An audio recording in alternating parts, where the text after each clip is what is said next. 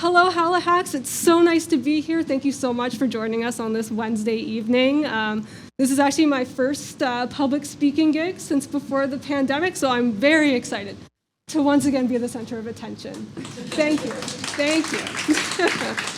So my name is Sarah. I'm a web team lead at REDspace, and so as part of that position, my focus is broken up into a lot of different areas, and I don't really get time to sit and write code like my soul wants to.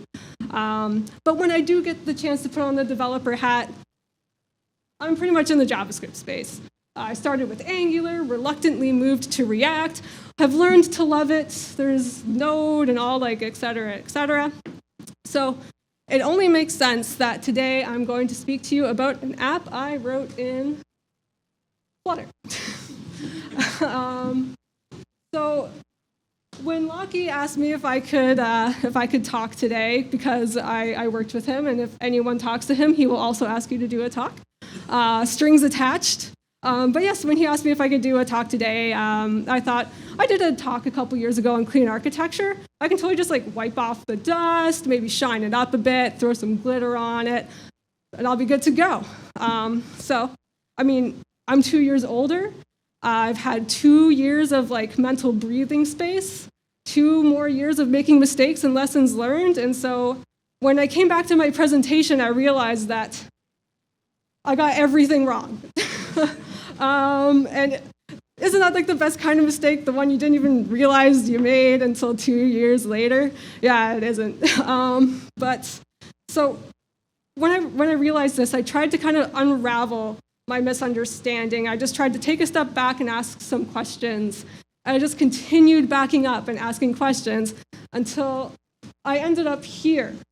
What is architecture? And that's when I realized what a minefield this talk was going to be, because there are so many people out there with such strong opinions and who seem to enjoy telling you that you're wrong. And so I just kind of wanted to add a disclaimer that I'm not a seasoned architect. I'm not a systems designer. I am just a code goblin. And this is just me kind of sharing with you the journey I went through as I was trying to figure out what is going on. So people were like, do you really want to call yourself a code goblin? I'm like, yes, absolutely. They're like, why not code monkey? I'm like, what goblin? Anyway, so when I started researching this question, I came across a lot of definitions like that. Definitions that were either so broad they meant nothing, or too narrow and specific in that they excluded things I thought were important. And so, for example, the shape of code. Oh, how poetic, but it doesn't tell me anything. And so I really wasn't satisfied with any of them.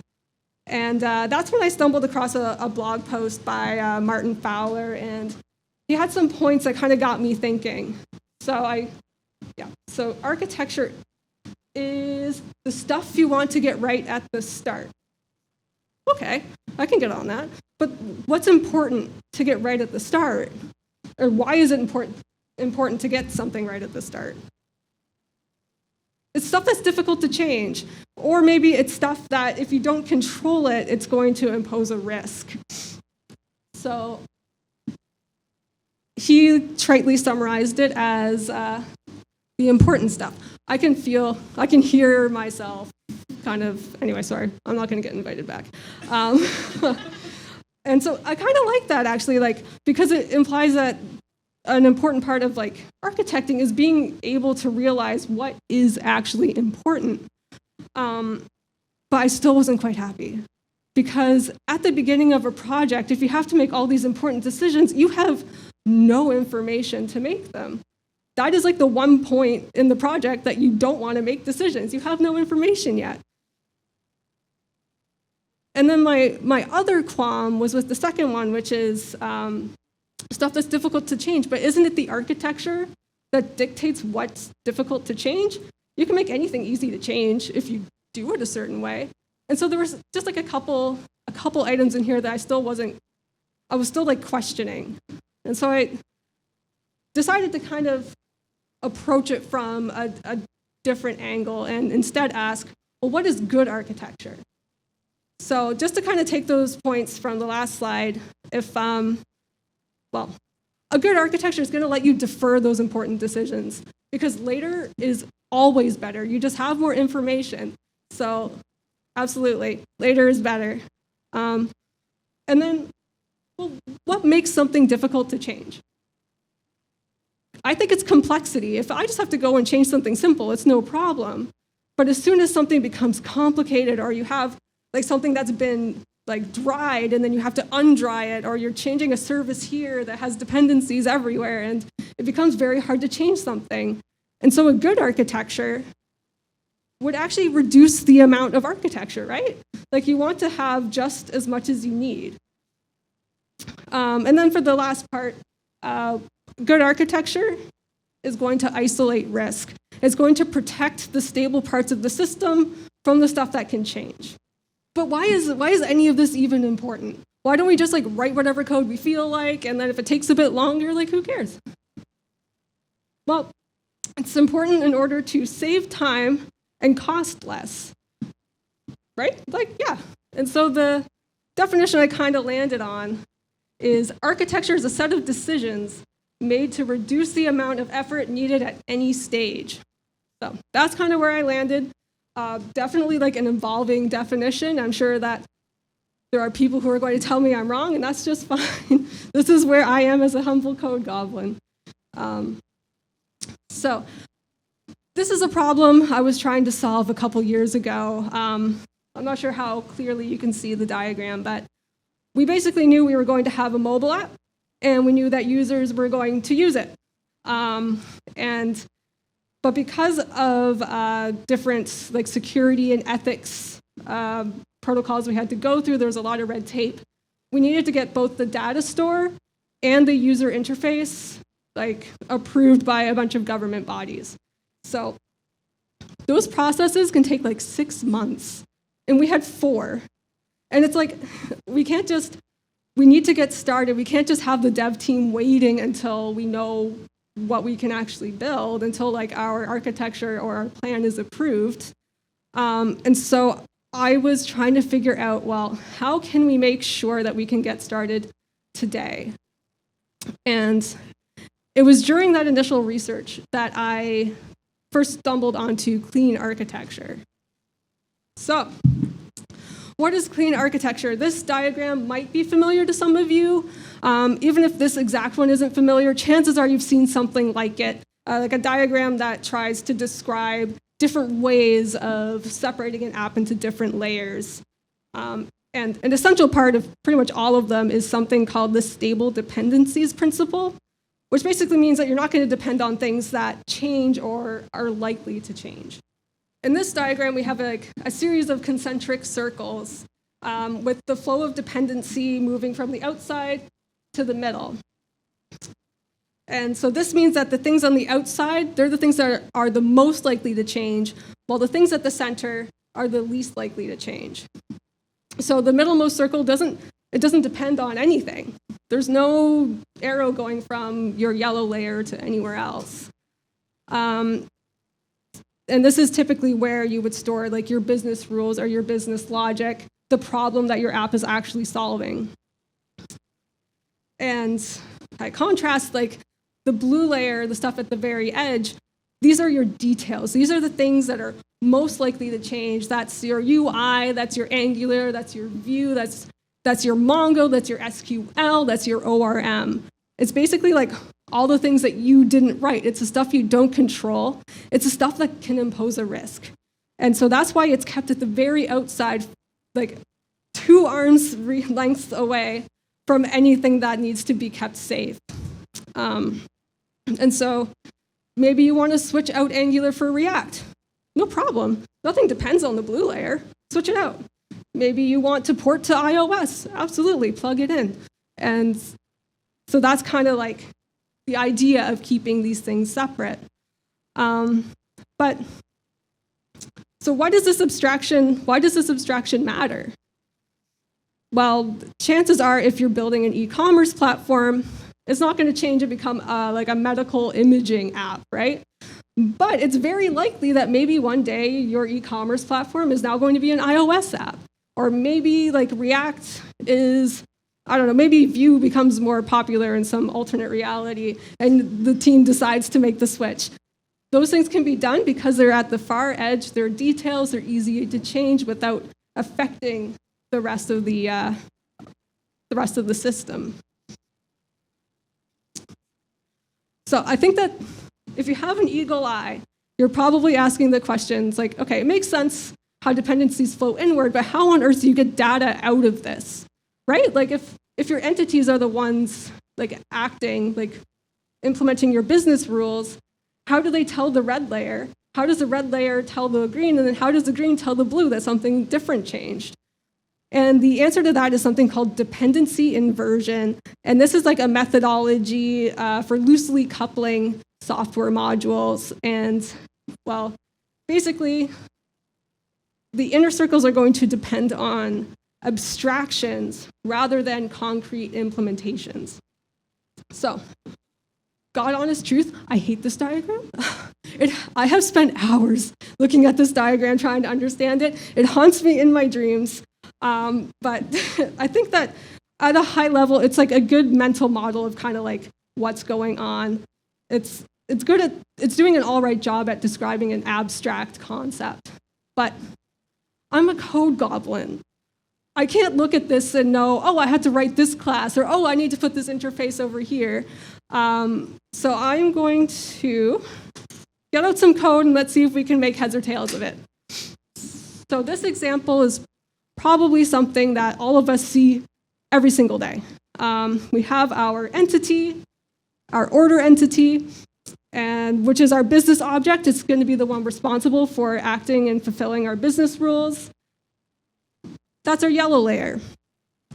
But it relies on a concrete database implementation. It imports it as a package, and it uses it directly.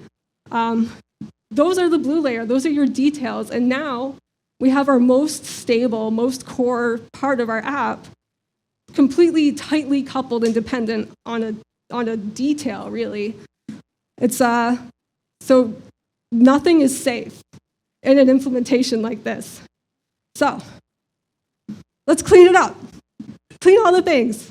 Sorry, I love Ali Brash. I have both of her books. I think that's the last time I put that image in there, I promise. It is actually a requirement when you're doing a talk for Locky that you add in some memes. Yes, yeah. Yeah, Reed and I know. So this is that same example, just kind of restructured a bit so that it adheres to our defined layers. So the blue piece is so much smaller, right? It's basically just that one SQL call. And the green layer actually kind of abstracts these details and does so by implementing an interface defined on the red layer. So like my diagram's like a little cut off, but the layer one. I want to look at it. Okay.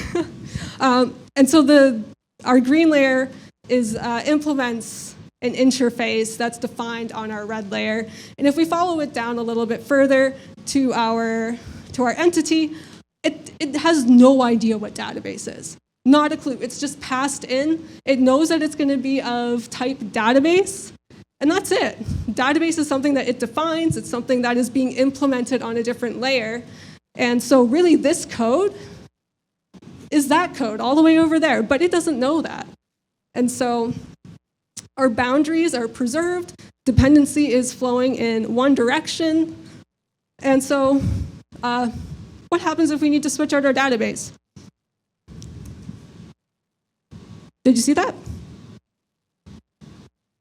Pretty slight, right? Nothing on the right changed. And that's because on the left, we're implementing an interface that has stayed the same. I mean, on the left, it's a brand new class, but it's still implementing the same interface. And so everything from here in remains unchanged. It's stable. It's not concerned with any of the changes we're making on the other side of the boundary. Yeah. I forgot to put that in there. Just for you, Locky. Okay, so this one kind of hurts my brain a bit. But this is not a graph. like this does not represent the flow of data. This is like a compile time dependency graph. Gives me a bit of a headache. My brain really doesn't like to think this way. I'm a code goblin.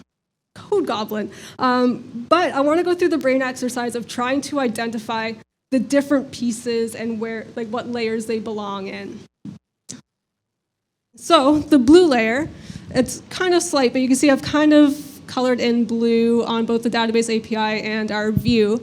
And notice how tiny they are. They're inconsequential. There are no arrows pointing towards our two details. One thing I should also mention are like these boundaries. All of the arrows going over the boundaries are pointing in. Important. But yes, so those are our details on the outside of our ring. Pretty much everything else outside of that boundary is your not interface. Anyway, that's your green layer. He has a word for it. He's changed, like it's a 12-year-old idea, and the words change all the time. Can't remember what he called the green layer, but it's green.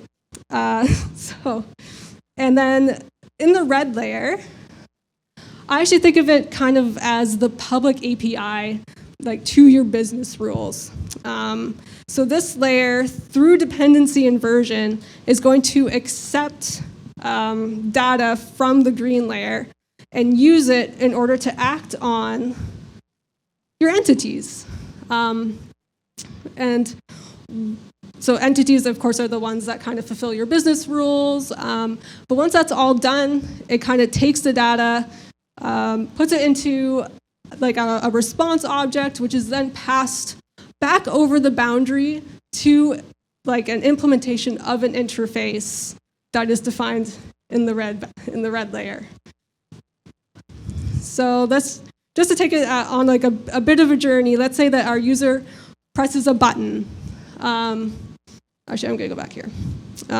Our user presses a button. Our green layer is going to take that intent and convert it into a request model, something that's understood by the red layer, which is going to be like through dependency inversion and by implementing an interface defined on the red layer, going to pass it to our use case or interactor. The interactor itself, like let's say that the user is trying to create an order. Well, chances are you have a couple of different data structures involved. You probably have a user, you probably have products, and so it's going to be these interactors or use cases that are responsible for kind of orchestrating the entities and making sure that they're performing whatever needs to be done in order to fulfill that use case. Okay, we saw what it should look like. And now I'm going to take you on a journey of what mine looked like those 2 years ago. So first of all, my UI layer consumed way too much of my adapter layer. My adapters were not separate from my view or my UI. And in fact, like my controllers actually were just like instances of change notifier, which is a Flutter class. So that means that if we were to ever change from Flutter to something else, there's more code that's going to need to be changed. Mind you, if we were to move away from Flutter, nothing else uses Dart anyway, so it wasn't really like a big concern for us. But to be honest, I'm not super upset about that one because modern day frameworks give you a whole lot for free, and it really didn't feel like it was worth pulling them apart. And so I'm happy, I'm fine with that one. This next one hurts me a bit though. I'm not sure if you saw that off to the right, but my entities were just data objects. They had no business logic, not at all. It's called an anemic domain layer, which means I had all the overhead of a domain layer and none of the benefit. It sucked. So it added like a bunch of overhead, and we really didn't get the benefit of it. Instead, we relied on our use cases to implement that business logic. And because my entities were like useless, I was just returning them right to the view, right from the use case. Obviously, like not a big deal in our case because the entities were really just simple data structures. But if you have a proper domain layer, you really don't want to give like the keys to the castle to like your presentation layer, because you want them to have to like interact with those entities through the API of your application that you've defined. So I've taken it upon myself to kind of color it in using the same colors. So you can see that my business logic is right here. These aren't really anything. There's a lot of blue. So just in contrast. Yeah, definitely not nearly as well balanced. But let's just bring this home by reviewing some of the questions that we outlined at the beginning. So, did it defer important decisions? Absolutely. We got to like the last month of development, and all of our business logic was there.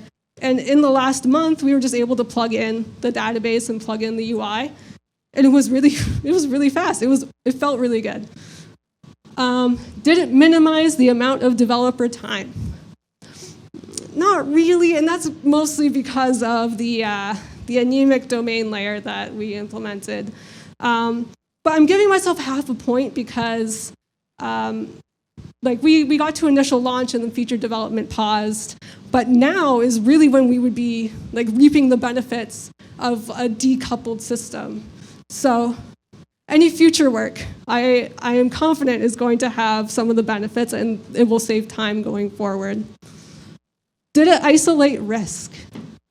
Yeah, kind of like ties into the first one. We were able to plug the database in whenever it was approved, and it wasn't at first. We had to go with something else. So it's a good thing I did not assume that we were going to get through the approval process at first. So yes, absolutely. Whoops, spoilers. Did it reduce the amount of architecture? No, it didn't. That's the part that kills me, and again, I blame that anemic domain layer. There was too much system at the end of the day. So it was good. We're 2.5 for 4. That's like a solid D. That's better than I got in phys ed. I'm gonna take it. I'm happy with that. It's okay that I got it wrong. Like, honestly, I probably got a lot of stuff wrong in this talk too. Maybe my next presentation will be 2 years from now talking about how this was all wrong. But seriously, like at the end of the day, the app follows its set of patterns really well. It's consistent, it's stable, it works. Does it follow clean architecture to a T? Absolutely not. But we did follow a lot of the key principles. We have our clearly defined layers, even if some of them overlap. They're still clearly defined. We followed the stable dependencies rule, and we used, by using dependency inversion. So at the end of the day, we're still here today. Everyone's still alive. The world didn't burn. That's all I got. Thank you so much for listening. Yeah, happy to try to answer questions, but